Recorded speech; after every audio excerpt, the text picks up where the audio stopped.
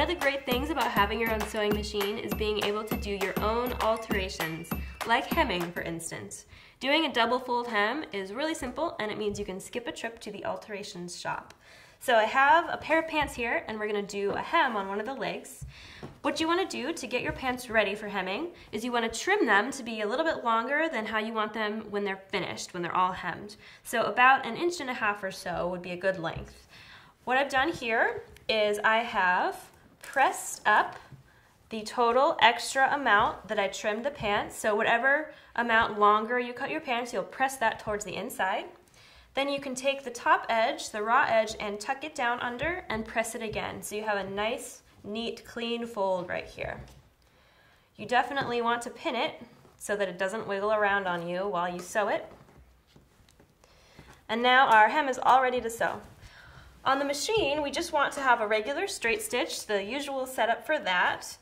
The one special thing we're going to do is take off the removable storage compartment. So we're going to slide this off and set that aside. What that does is it gives us access to the free arm of the machine, which is this right here, which means that we can take our pants and just slide them right over the free arm. Because what we want to do is sew in a circle around the bottom edge of the pants. So being able to put it around the free arm means that we can just turn it as we sew and sew all the way around easily in a circle. We're using a lighter blue thread on this just so you can see it, but when you're sewing your hem for real, you want to look at the original hem and try to match whatever color thread was used originally on the hem, just to make it look the most professional. To figure out where to sew, I'm going to feel through the fabric and feel where that fold is that I pressed into place, and I want to stitch just to the right of it. So on my machine, I'm going to be using what looks like the last seam guideline, but for yours it might be a different seam guideline depending how wide you cut your hem. All right, I will put my presser foot down, and I'm going to start just sewing. I'm not going to start with a back stitch. I'll get the back stitch when I come back around to the other side.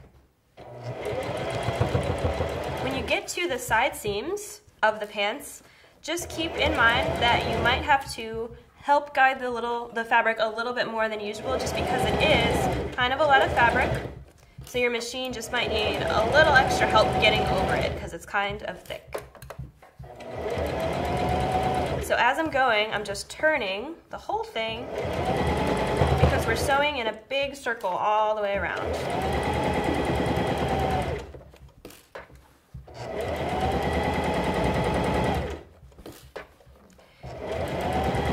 As I get close to where I started, I'm going to make sure I'm staying nice and consistent with my guideline because I want to trace right over the beginning part of my stitching. And once I get there, I'm going to do a back stitch over the stitching. I'll finish my stitch, lift my presser foot, and pull my project out. So we will cut our thread tails, and our hem is finished. Super fast and super easy.